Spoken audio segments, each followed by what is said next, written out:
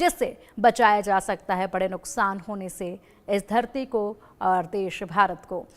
Nisar mission launch होने की तैयारियां पूरी हो चुकी हैं और निसार मिशन अब लॉन्च होने को तैयार है। 30 जुलाई को लॉन्च होगा सैटेलाइट निसार। नासा और इसरो का संयुक्त उपग्रह निसार श्रीहरिकोटा के सतीश धवन स्पेस सेंटर से लॉन्च किया जाएगा। सैटेलाइट को इसरो और नासा ने मिलकर बनाया है। हर एक चीज पर नजर रखी जाएगी। इसके द्वारा सैटेलाइट निसार धरती का एक चक्कर 12 दिन में लगाएगा और इसी के साथ यहाँ पर ये अनूठा पृथ्वी अवलोकन उपग्रह छोटी छोटी गतिविधियों पर भी बारीकी से नजर रखेगा और इसी के साथ निसार सैटेलाइट में कई सारे ऐसे इंस्ट्रूमेंट्स होंगे जो यहाँ पर आने वाली आपदा के बारे में पहले से ही जानकारी दे सकेगा।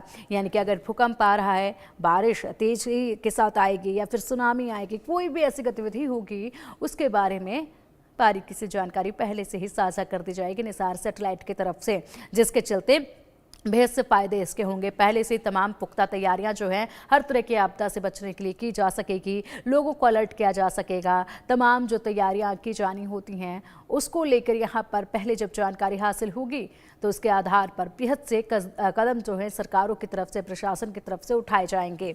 इसलिए बेहद महत्वपूर्ण है ये सैटेलाइट। लंबे समय से इसका इंतजार था क्योंकि फिलहाल पूरी दुनिया में जिस तरीके से हलचल बढ़ी है, प्राकृतिक आपदाओं का सामना पूरी दुनिया इस वक्त जिस तरीके से कर रही है, इन आपदाओं से बड़ा खामियाजा होता है, बड़ा नुकसान भुगतना पड़ता है, जनहानि भी बेहद ज़्यादा तादाद में होती है और इससे उभर पाना बेहद मुश्किल हो जाता है। सालों लग जाते हैं जब प्राकृतिक आपदा की चपेट में आते हैं और उससे उभरने में सालों का वक्त लग जाता है। लेकिन अब यहाँ पर निसार सैटेलाइट के द्वारा पहले से ही आकलन किया जा सकेगा और उसके तहत जो है तमाम बंदोबस्त हर तरह की आपदा से बचने के लिए पहले ही किए जा चुके होंगे। अधिक जानकारी के लिए हमारे सहयोगी मेहंदी कर करेंगे। मेहंदी, वाकई में ये बेहद अच्छी खबर है और अब 30 जुलाई का दिन बेहद दूर नहीं है। अब जब भी प्राकृतिक आपदा आती है उसका पहले से आकलन करना बेहद मुश्किल होता है, लेकिन निसार सैटेलाइट के द्वारा ये बेहद आसान हो जाएगा। तैयारियां पूरी हो चुकी हैं। क्या अपडेट दे रही हैं आप?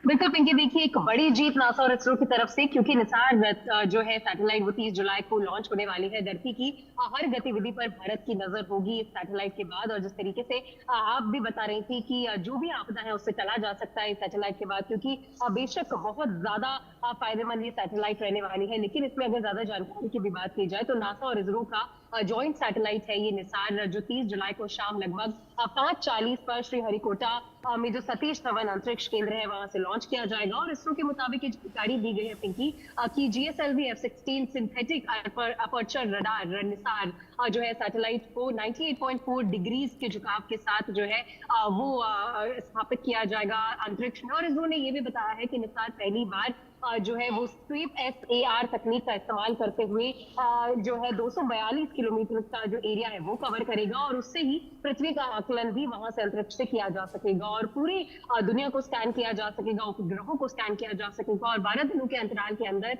मौसम, दिन और रात के आंकड़े ये जो सैटेलाइट है वो देगी। साथ ही कई प्रकार के जो अनुप्रयोग हैं, जो अलग अलग चीजें हैं, जो नए प्रयोग हैं वो भी इस सैटेलाइट के द्वारा किए जाएंगे। लेकिन अगर छोटी छोटी गतिविधियों की बात की जाए पिंकी, तो इस इसरो के मुताबिक ये जानकारी दी गई है कि निसार जो है वो पृथ्वी की सतह पर होने वाली, चाहे वो छोटे छोटे बदलाव है, जैसे कि जमीन पर किसी तरीके की कोई हलचल हो रही है, बर्फ की चादर किस तरीके से फैल रही है या फिर किस तरीके से हवा का रुख बदल रहा है, इस तरीके की जो छोटी गतिविधियां जो है वो छूटी रह जाती हैं। फिलहाल उन सभी की जानकारी जो निसार सैटेलाइट है वो देगी, चाहे वो जहाजों का पता लगाना हो, चाहे वो समुद्री तटों पर पानी का क्या बहाव है वो पता लगाना हो, तूफान के क्या लक्षण है, मिट्टी किस तरीके से नमी में परिवर्तन हो रही है, मिट्टी का जो है फिलहाल वो क्या है, सिचुएशन क्या है, सतही जल संसाधनों की सिचुएशन क्या है, इन सभी की निगरानी निसार जो है छोटी छोटी जगहों पर रखेगा। और उसके बाद जो रिपोर्ट्स है वो निसार की तरफ से आएंगी, जो बेशक बहुत ज्यादा फायदेमंद भारत के लिए भी साबित होगी। और जिस तरीके से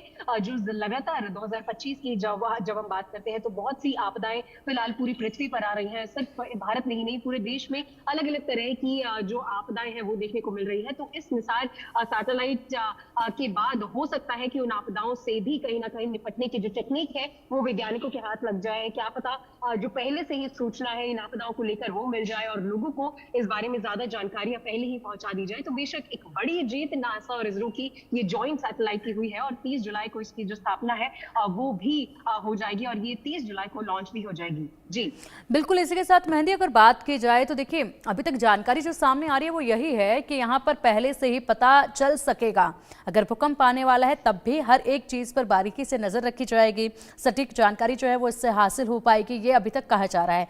लेकिन क्या इस तरीके से आपदा से बचने के लिए कोई कदम होगा क्या, क्योंकि भूकंप आने वाला है तो उसको रोक पाना तो संभव नहीं है, जो बदलाव जमीन की सतह के नीचे होने हैं वो तो हो रहे हैं, उसको लेकर अलर्ट जो है वो किया जाएगा इस सैटेलाइट के द्वारा। तो क्या कुछ वहां पर खासी तैयारियां इसको लेकर की जा सकेंगी, क्या वाकई में बच पाना आसान हो जाएगा इसके बाद?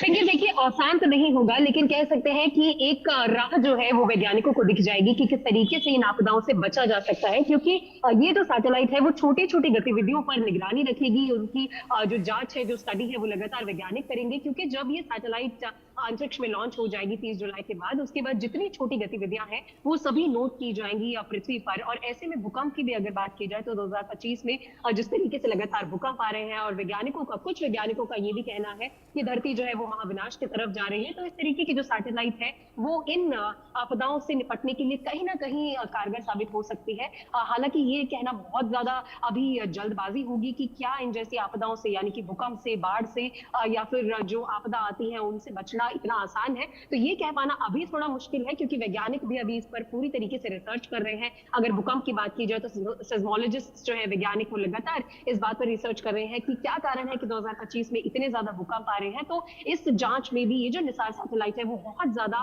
फायदेमंद साबित होगी। और उसके बाद जैसे जैसे धरती की गतिविधियों की स्टडी होना शुरू हो जाएगा, जैसे जैसे धरती की गतिविधियों को लेकर ज्यादा जानकारियां मिलनी शुरू हो जाएगी, तो ये कहा जा सकता है कि पहले से तैयारी की जा सकती है। उन सभी आपदाओं से निपटने के लिए पहले ही प्रबंध किए जा सकते हैं कि कैसे, चाहे वो भूकंप हो, बाढ़ हो, उनसे कैसे बचा जा सके। तो एक कहावत भी है अंग्रेजी में, precaution is better than cure. तो ये कह सकते हैं कि निसार सैटेलाइट के लॉन्च हो जाने के बाद जो प्रिकॉशन मेजर्स है वो वैज्ञानिक खास तौर पर पहचान पाएंगे और उससे जो जागरूकता है वो काफी ज्यादा फैलाई जा सकती है। जी ठीक है मेहंदी, बहुत शुक्रिया आपका इन तमाम जानकारियों के लिए।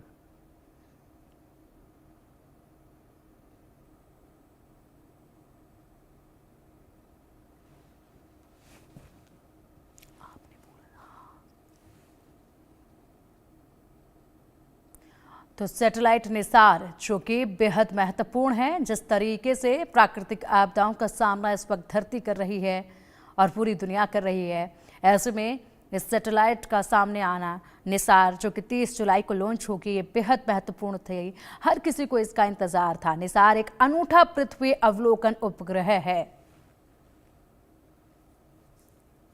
बढ़ेंगे अब आगे और